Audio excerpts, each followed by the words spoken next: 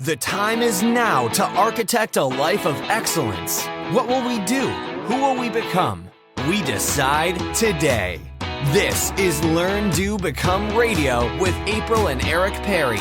Let's move onward and upward together. Hello and welcome to Learn, Do, Become Radio. I'm April Perry. And I'm Eric Perry. And we're going to have fun today talking about how to actually create time for you. Okay, so if you ever feel like you spend most of your time running around and putting out fires, it probably sounds heavenly to have one day a week or even part of a day for yourself. But maybe you're wondering, well, how can I make that possible? Or what would I actually do if I had several hours of quiet?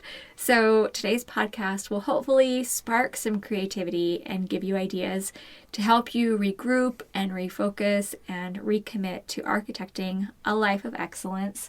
At least having some time to do that one day a week. It can be done. Now, Eric is here to help walk through the process of how we created an April day. Now, Eric didn't necessarily need an Eric day. Ironically, there's not an existent Eric day out there. We still probably need to address why that is. But doesn't that happen while I'm having my April day? No. Kind of, but it could, a little bit.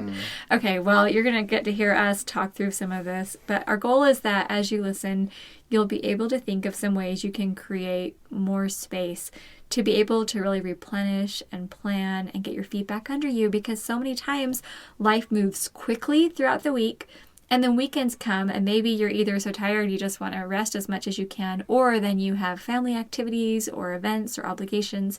And so you're just moving all the time. And the problem is that if you ever need time to think or reflect, that just might not be currently built into your week. So today we're just going to share how we've made this transition.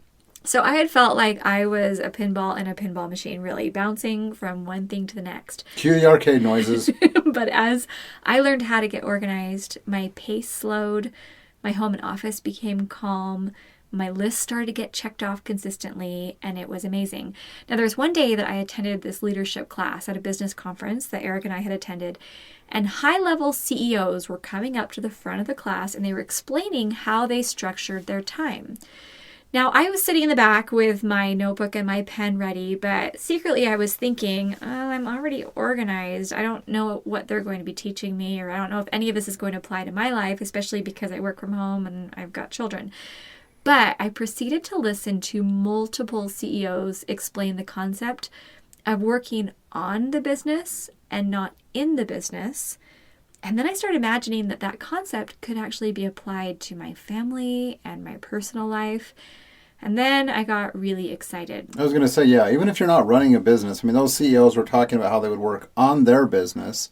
But I think all of us can figure out how we work better on the business of our lives or on the business of things we want to grow into. Yeah, absolutely. And so as I listened to that and then I applied what I learned, and Eric was obviously part of that process helping me figure out what I needed, and then we can talk through and figure out if you need any additional things that we can work on. I'm good. You and many other people probably think every day is Eric Day. But what has resulted is not a perfect science. And what I'm doing, I don't do this every single week. I don't have this perfect plan in place.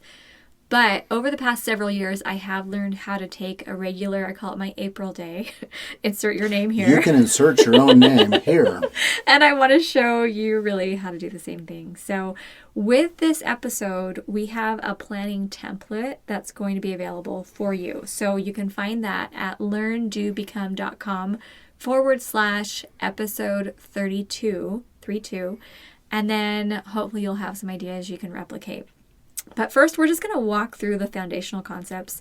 And then if you want that template or want to be able to see what we've written or go through the outline, then you can just click over to that learndobecome.com/episode 32. Okay, ready to jump in? We are so ready. Okay, so before this time, this April day happens, Before the actual day.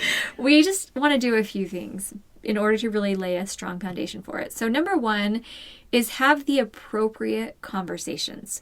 Now, the first conversation might just be one that you need to have with yourself, because a lot of us need permission to replenish and rejuvenate and refresh. I know Eric has helped me a lot to be able to give myself permission for this, because otherwise I have a tendency. Isn't that like paradoxical? I'm giving you, I'm helping you have the permission conversation. Permission. That makes it sound like it's coming external. Well, again. this has kind of been an issue throughout our marriage in that if that's the case, consider this podcast that you're listening to your artificial permission to give yourself permission to have this conversation and do these things. I just have a natural tendency to say, oh, I'm fine. Oh, I don't need space. Oh, we'll get through it. And Eric is consistently saying, okay, April, will you please just say what you need?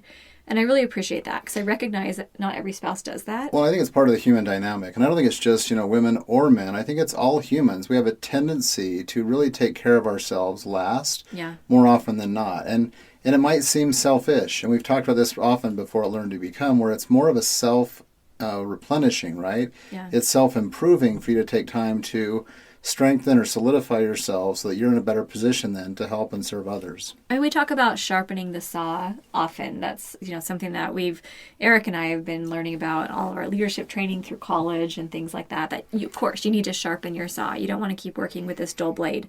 But too often we end up doing that. Or maintaining and gassing up your vehicle, right? Whether it's a car or a truck. I mean, you're just taking care of the instruments, the tools, yourself being the primary that needs to happen for your life. I think the reason I'm so excited about this podcast and so excited about sharing what we've done, creating this April Day, is because it has really worked for me. And I think it has worked for our family. Yeah, it's been great for everyone. That because Eric's like, happy wife, happy life. That's what he's I didn't coin the saying. phrase, but it's very true. But also, when I come home... Nothing rhymes with husband, by the way. Don't know why that is. When I come home and I'm replenished, I'm like, oh my gosh, Eric, that was so helpful. I need to remember to take these. You keep saying, okay, yeah, take them then. Why do you not, right? I keep wondering why you forget to schedule them. I know. So I'm actually working to make this better. So obviously conversation with yourself. You might need to have a conversation, though, with a spouse, an employer, your children, coworkers, or someone else who depends on you during the day. So as I thought about how we actually started this, I actually wrote out what I think my conversation was with you. So I'm going to read it. You have this literally scripted. Wow. I do. I scripted it. Well, because I actually want to think, like, wow, how did the conversation go? Because at first I was thinking, did it go something like, Eric, I'm overwhelmed and stressed, and then I just started crying? Like, did it start like that? Those were some initial conversations. Those aren't scripted here. Yeah, no, but then when I actually got my head together, I think it was something, or maybe... Something like the following, and we quote. Honey, you know how I've been scattered and frazzled a lot lately? I know it's been hard on you and the family.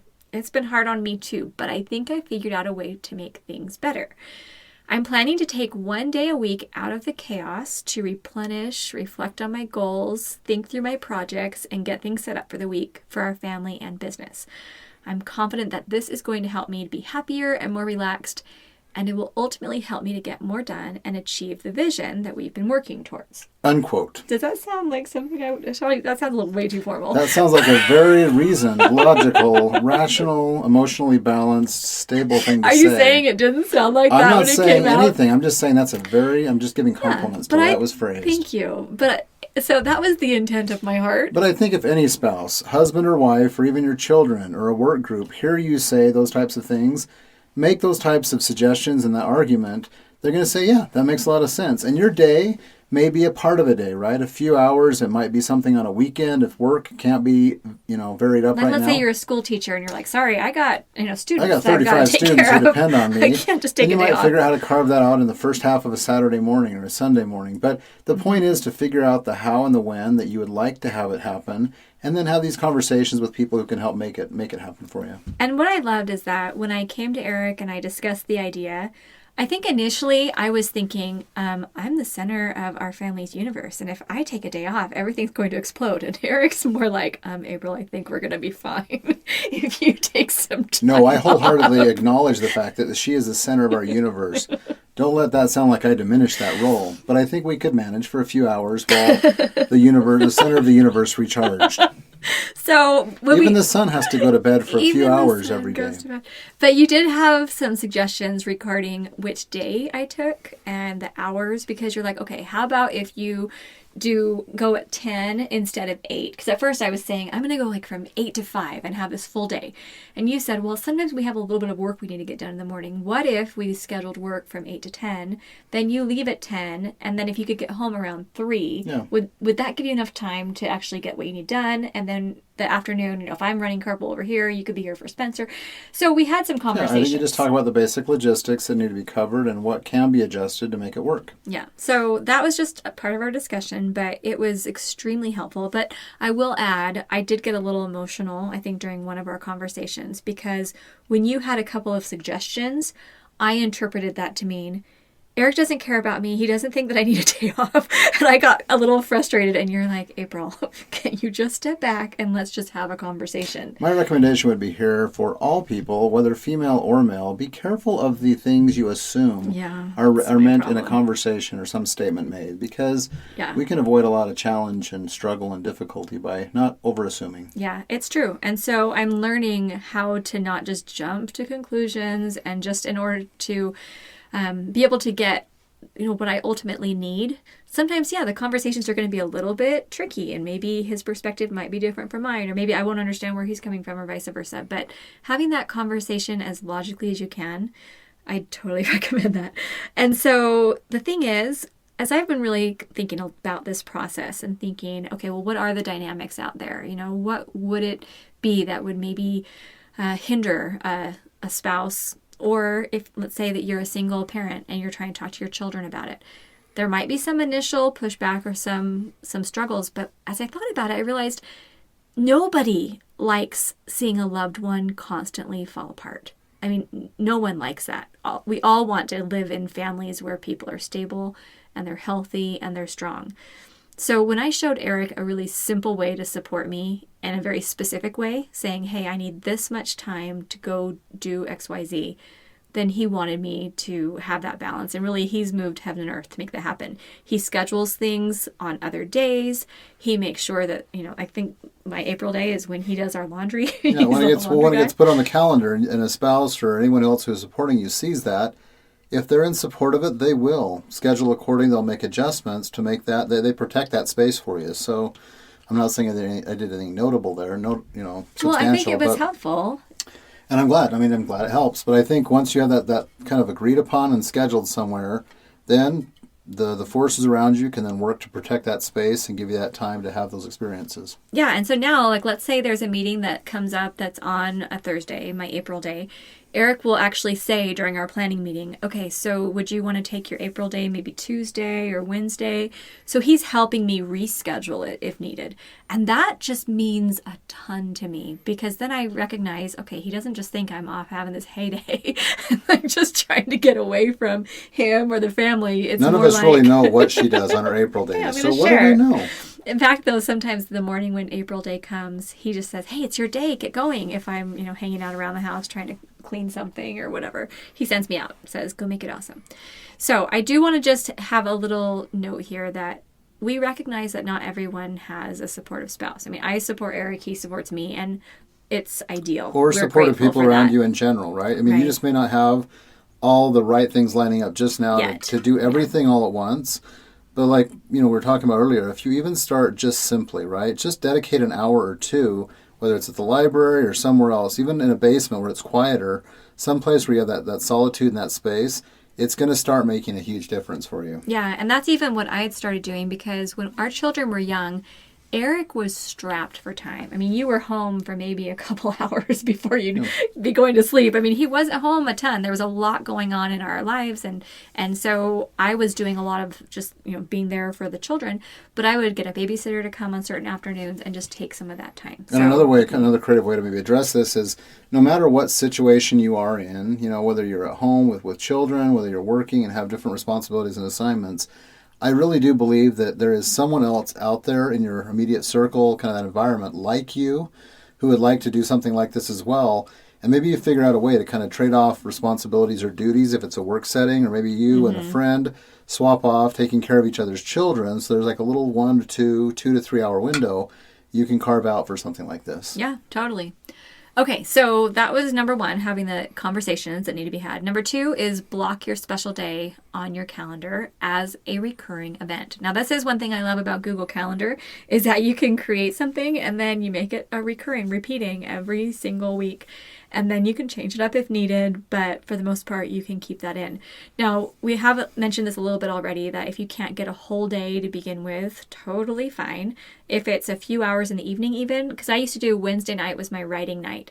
So I didn't go anywhere, I didn't hire a babysitter. It was just Wednesday night, Eric would come home from work, and then at 7 o'clock, I would go into my room and start writing, or maybe 6 o'clock. I think you would finish up dinner with the kids, get them ready for bed, get them tucked in. So that whole hour or so of time it took to do that, I was in my room writing, and then I would work from 7 to 9, and you would just stay downstairs and let me have... I would stay out of your way. You would stay out of my way, but that's when I started doing some of the writing and the preparations for the websites that we've been able to start. It was because I finally had space in my life to be able to do that. So that was helpful. But you want to just have that on your calendar, and at least the goal is just to do something with that time and energy that you have available so that you really do, you've blocked that out, you're ready to start. But then number 3 is that you need to protect it. And this is where getting a spouse on board or getting your children on board or coworkers, being able to make sure that you give this as much care or as much protection as you would something like, yeah, I've got a doctor appointment, or, I've got this meeting with someone. Because I think we have a tendency not only not to block time for ourselves, but not to honor that and be like, oh, it's fine, I could reschedule that. Well, I think that's the thing, too. When people ask you, can I do this at this time? You're like, oh, I'm sorry, I have an appointment. And what's interesting is I think a lot of people who are more the people pleasers, they'll actually go out of their way to explain, oh, but I could change that. It's really just an appointment with myself. It's not really that important. Don't tell anyone that. Well, I'm speaking about your experience, right? I mean, it was like this little bit of a training, like, look, an appointment with yourself is an appointment, right? And it needs to be honored and valued and fulfilled, right? So I think you can just say, oh, I'm sorry, I'm busy at that time. And sometimes people will pry, well, what are you doing? What do you have going on? And that's really not their concern. You can just say, I have an appointment, or I'm busy at that time. Can we find some other time to meet or do that thing? But if you protect that time, it's going to yield tremendous dividends, especially as you consistently are doing that pretty close to on a weekly basis. It becomes really powerful what you can do. And I felt really guilty about that for a long time. People pleaser. I know, a recovering people pleaser I have, but I'm learning how to make that actually happen. Okay, I want to talk a little bit about how I actually plan when I'm having my April day, but before I get into that, just want to talk about what you do when the day comes, because setting yourself up for success the morning of is extremely important. So I'm going to share a few things I do. So number 1 is I lay a really solid foundation in cleaning up the house, seeing everyone off to school. I'll exercise in the morning. Sometimes Eric and I will go and I'll hike together, do a little exercise. Have your regular morning routine. Just get all of that done well, so you feel like, okay, got my head on, I'm ready for the day. And then that's when we finish any date-specific tasks. So like I'd mentioned, Eric asked me if we could spend 8 a.m. to 10 a.m. doing some final work or some other tasks that we might need for the business. And then at 10 a.m. I would leave. So just having a little bit of a buffer so that you can answer any emails, work on just a couple little projects, things like that. That's been really helpful. So that way it gets my brain into a place where I feel stable. Right? Okay. And you can shift your focus then to those other things. Yeah. Okay, number 2, replenish your spirit. So typically when I go do an April day, I don't want to just go jump right into planning and just spending time thinking about our business or family or all the needs. Or even doing creative work like writing and that kind of stuff. You need something that kind of lays the foundation. Yeah, so that transition from busy life to gaining inspiration for my life typically happens when I do something that replenishes me. So just some examples. I'll find a sunny, grassy spot and take a rest while I just listen to an uplifting podcast or to an audio training. Eric and I are doing online programs, probably 1 or 2 a month. So I have a little list of those. So I'll turn on a training and I'll just lay down and rest while I listen. Sometimes I will go get a massage. I found a favorite place that I love the massage therapist there. So sometimes I'll schedule one of those. And I found this chiropractor's office where if you refer someone to the chiropractor's office, they give you a free massage. So I am telling everybody about my chiropractor right now. Eric's just shaking his head. I love it. Okay, so get a massage, take a walk in a beautiful area. Fun errands, not something like, just the not fun, like getting a vacuum fixed. That's not fun. But something like, oh, I need to buy a new shirt, or oh, I'm going to go to the health food store, or something that feels fun to me. Or if you like technical stuff and you're like, have to go get, I don't know, a new charger or something like that, if you get excited about those. But having even time out for personal worship or reading a great book.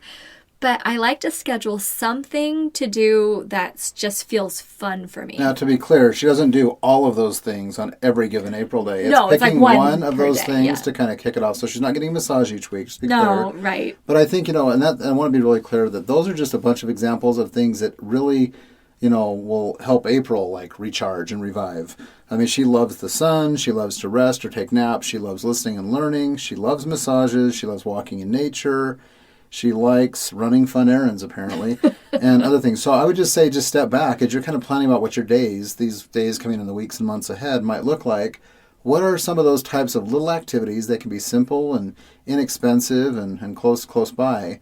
But what would be an example of an activity like that you could start off each of your days doing to kind of get that replenishment going? And if you're an extrovert, then that might be totally different because, I'm more of an introvert, so I'm looking to be replenished by being somewhere by myself. If you're an extrovert, you might say, oh, well, I'd like to start out by visiting a friend or getting on the phone with somebody, or maybe I want to go visit an art museum or be out among people. I don't know. I like how you're trying to peg us. What do extroverts do? Here's what extroverts do. They go to a museum and visit an art exhibit. Well, what would you do to replenish? Have you thought about that? I don't spend a ton of time. I'd have to give that some thought. Okay. But yeah, I just think, again, whether you're introvert or extrovert, just give some thought to what are some of those types of activities that would lay the groundwork for replenishment. Okay. And then the third thing that I do before I start planning is I eat. And I just want to include this. Eating is important. Well, sometimes I just pack a lunch. So I would just take with me a little cooler or a little, insulated lunch bag, and I would just have a few things in there. I like vegetables a lot, so I have like cucumbers and peppers and I don't know, a bunch of stuff that I might want to eat if I'm doing a little picnic or something like that. Or sometimes I go to a favorite restaurant and I'll, get a salad or get something that I'm excited about. But this is important because you don't want to be jumping into a planning session or something and be hungry. So I just want to include that. Okay. Yeah. And I was actually going to throw another side idea here. Again, if your schedule in life doesn't lay it out so you can have a whole day or many hours in a day to do something like this, you might even carve out 2 or 3 lunch hours, right, where you have packed a lunch that's healthy but quick to eat, and then you can eat that lunch in 10 or 15 minutes, somewhere quiet, somewhere beautiful, and you could spend some time, those 3 45-minute segments that remain, again, doing something like this. So the whole idea is adjust and customize this to the way that your life and your situation currently works, and it'll open the doors to have opportunities to do it on a broader level in the future if you want that. Yes, because as Eric's explaining this, I guarantee you, when you start taking deliberate time to carve out for yourself and to think about your life and your family and your business or your professional pursuits, and you have consistent, quiet time to do that, you're going to start seeing results. And that starts to create this virtuous cycle that just continues to bless your life. I call it a virtuous circle. Virtuous circle. Vicious cycles, virtuous circles. All right. However you want to call it. All right. So now when it's time to plan, I'm going to explain the details of how I do it. Now, in our Steps to Everyday Productivity program, we show you all the details of the weekly review and how to totally get your mind calm. So I'm not going to go into all the specifics there because that's more fully put together in our program, but I'm going to give you enough that if you already are semi-organized or you feel like, hey, just point me in the right direction, I can figure it out, that you'll feel really excited about that. So number 1 is I find a very quiet place. Now, sometimes I actually do stay in our house and I'll go down. We have a little basement where I can go and I have a work area. And then Eric just knows he doesn't come down to the basement because I found that when he even walks around me, my heart starts like thinking about him. Oh my goodness. Oh my goodness. And then I can't focus. He's easily distractible. He's like, why can't you do things in our house? But because I'm thinking about him. And so anyway, so sometimes I do go into our basement, but other times I will go to our public library. And that's why I make sure I've eaten beforehand because they don't want you to eat in the library. So then I find a little quiet spot. Or sometimes there's a restaurant where they'll have a booth or nobody is, and you can just Like go right sit there. after lunch hour, no one's coming. Yeah, it's empty and they don't care. Once you've eaten, you can just stay there for a little while. Okay, number 2, though, I do silence my phone and I close up my email and my social media browsers, because the last thing you want is to take a special day for yourself and then spend the entire time on social media At or the responding beck to and call of texts technology. or doing emails. I mean, that's like, yeah, no, you don't want to do that. So silence the phone. And then number 3, then I just focus on the plan. And I'm just going to walk through and just share basically what that looks like. And then For you. for me. Or for you. She's going to plan it for you. For me. And then if you want to come see the exact checklist and get a template, then come to that link, learntobecome.com/episode 32. Are you totally making fun of me now? No, and that template will already be filled out for you. I will plan your life for you. Okay, so first I clean up anything that's cluttering my mind. So I do write down, are there any ideas, reminders, random thoughts, anything just distracting me? And I get all of that just out, okay, so that I'm not feeling like I'm frazzled. Now, if you are a prayer, someone who likes to pray, then this is a good time to offer that prayer. Or any form of a devotion, right? Just something to kind of focus in and go forward. Then I review the goals that I already have set for myself. Now, Eric and I are goal-setting people, so we have a lot of goals. One of us more than other. No, you do too. So we have a I didn't say 50-year which plan. one. Okay, we have a 50-year plan that we talk about in our life architecture program. A 3 to 5 year plan. We have annual goals, quarterly, monthly, and a weekly focus. So we have kind of a lot of goals that we have identified. They all stack into each other. They all stack into So it's each not like other. It's like all this and stuff that's overwhelming. It takes like 2 or 3 minutes to review them. So it's nothing like overwhelming. But we do invest time consistently planning and thinking ahead and doing goal planning. So I just review those. And then I do a brief evaluation. So even if it just takes a minute, and a lot of times I will either write this in my planner or I'll put this into Evernote. But I will just answer the questions like, okay, how are things going in general? What needs to change? What's working really well? And I answer them from my own perspective, but a lot of times I'm harder on myself than I know I need to be. So then I also try to answer them from God's perspective. Like, how really am I doing? You know, is there anything that I could improve, or do I need to actually feel really good about the good things I've done? So that's the next step there. Then I go ahead and review my project list. Now, we have a podcast all about how I organize Asana to do this, where we have current projects and then in process or projects that are waiting. And then we have next in line and someday. So those 4 categories are how I have my projects organized. And the great thing is with Asana, you can just kind of click and drag and reorder them so that you only have 1 to 3 projects in your current list for your personal, family, and business categories. So you can go to that Asana podcast if you want to see more about how we actually do that. But I just look at my projects list, I reorganize, and I make sure I feel really good about where those projects are, especially based on the conversations Eric and I have had. So we try to have our planning meeting, I think like Wednesdays is going to be our main day to be able to do that, so that we can go through and he and I can get on the same page. And then when I sit down and do my April day, then I already know what Eric's thoughts are, and I can incorporate that into what my project planning is. And then I just clean up anything else that needs to be cleaned up. So my next actions list, routines list. Now, if you're in our STEP program, Steps to Everyday Productivity, you've already seen it. But go through the weekly review, and I just do a quick cleanup. And then I go in and review any new information that I've received since my last planning session. So let's say I attended a conference and I've got a couple pages of notes, or I have an Evernote that has a bunch of tasks I want to extract from that. Great. If there's extra other books that I've read and I've taken some notes on that, or I have new ideas for books. If I have attended meetings and there's some additional tasks that need to be done, or if I'm preparing for something coming, I'm going ahead and reviewing, updating projects, routines, so that way I know nothing is slipping through the cracks. And then I look ahead at the week and identify things that I can do to get ahead, solve problems, and make things easier tomorrow than they were today or yesterday. There's a book I love by Rory Vaden called Procrastinate on Purpose, and he talks about becoming a multiplier, that every day you want to do something that's going to make tomorrow easier. really love that, because if you do that every day, then all of a sudden you start realizing, oh, things are moving along really well. And then finally, I just record any thoughts or ideas or things that I want to remember in my journal. Or I also ask God if there's anything that I missed or anything further I need to consider. So I just have time to really just process all the things that are coming into my mind, things I've read, things I've experienced, where I feel like everything is simple and calm and clear by the time I'm done. And then when you feel like you have your head together for that next week and you think, okay, I could make it to my next April day easily. I feel really good. I feel like I'm on my game. I feel supported. I think I've communicated everything I need to communicate to the appropriate people.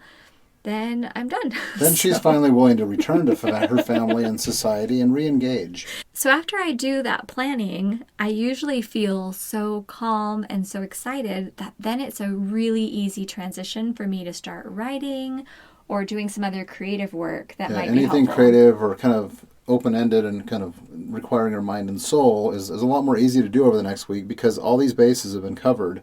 And I kind of tease her and give her a hard time about this. I think the April Day is a great concept, or insert your name day. It is absolutely a great concept because when your mind and your soul really is at ease and it's relaxed and it just feels grounded and you're focused, like it really is amazing how much more you're able to accomplish. And it's not about doing more, it's about doing what you're choosing to do to the best of your ability. And I think a day like this and having a time to kind of reset and regenerate is a huge, huge benefit to making that happen. And I think it's important to note that having time for you, it's not a luxury. It's actually extremely essential, because how often do we make time for everyone else?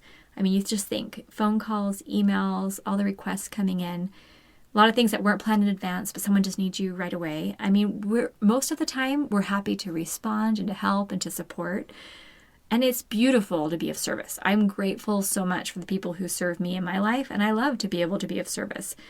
But I think there's also a beautiful aspect to being able to do your job well and to be able to really be there for your family and loved ones. And that can't happen when you're never replenishing and never taking time to actually think and plan and prepare. So I'm hopeful that you can just, get some new ideas from this, whatever your situation is, to be able to find a way to start investing in your mental, spiritual, emotional health and make time to have that space for you. 1 day a week, I think, is ideal. If you can't do that, you can start once a month or maybe twice a month. But I do encourage you to work towards that, because just for me right now, having about 5 hours a week just for me, I get so excited. Like I'm getting a little giddy. Like giddy excited. Thinking about it, because it's so great. Okay, so we have a template for you if you would like to come and get that at learndobecome.com/episode 32, episode 32. And we would love for you to come share any questions that you have as far as how you could make this work in your life, or any ideas that you've thought about as we've been talking, that maybe things that Eric and I missed that you think, oh, hey, we got to make sure that we remember XYZ. Come share that with us. But we do challenge you to go look at your calendar and pick a time and go have those conversations and go protect that time and have a day that's going to replenish you and help you to feel so excited about your life. You're going to love it. So happy, insert your name here, day. Good luck. All right. Thanks so much. We'll see you soon at learndobecome.com.